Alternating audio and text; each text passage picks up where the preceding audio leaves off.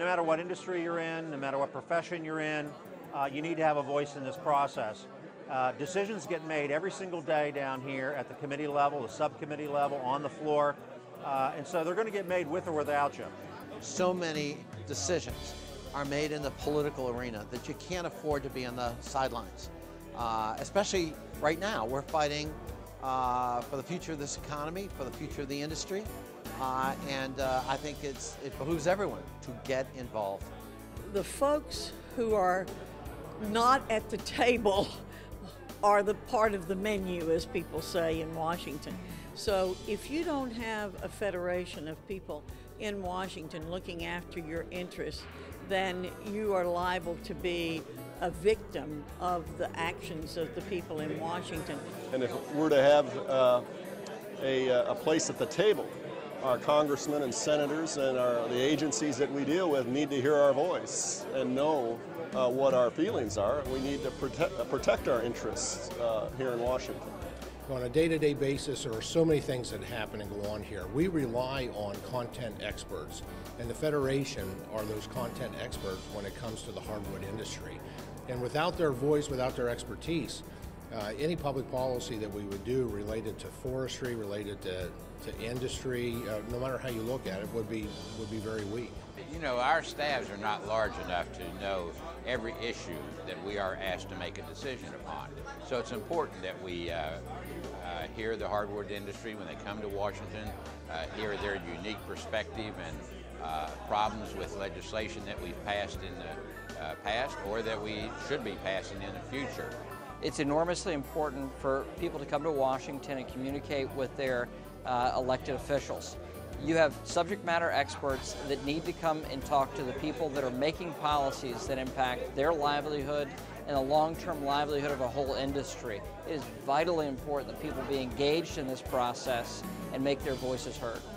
We need to educate our congressmen and senators, and when they hear the story of wood, they stand behind us. Well, it's critically important because remember, you have 100 United States senators. You've got 435 House members from very diverse districts. Not everyone has a hardwood industry. Yes, we all have consumers of the product, but not everyone has the industry.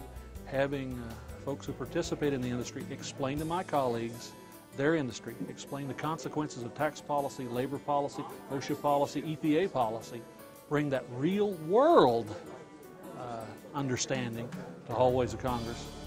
It's critically important because after all, members need good information if they're going to make good decisions, and these kind of visits help provide that good information.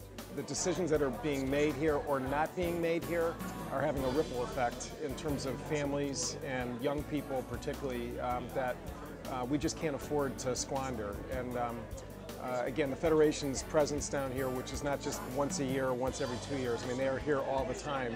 They do an outstanding job of making sure that their agenda and their mission has strong advocacy.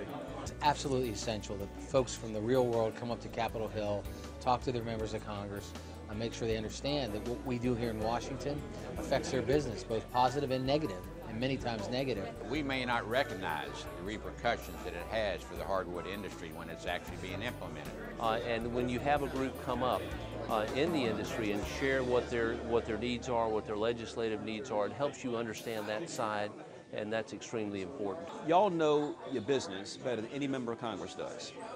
And you understand how what Congress is doing can mess around with your business or help your business. So it's very important for us to hear from y'all to be organized in this way. But it's also important for the folks who support that kind of work to get involved personally. People who check off a little money to go to the PACs, people who care enough to leave their businesses to trek up to Washington, to bring the issue home to members through people who represent jobs in their community. And being involved with the process is extremely important for my company so that I can go back to the 2,000 employees that work for Columbia Forest Products and tell them what we're doing to protect their jobs and the industry they work in. Well, the framers of our Constitution dreamed of a government where men and women determine our own future. We determine our own government.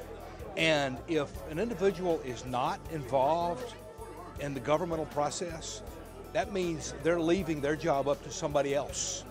And they're getting the job that somebody else is doing for them.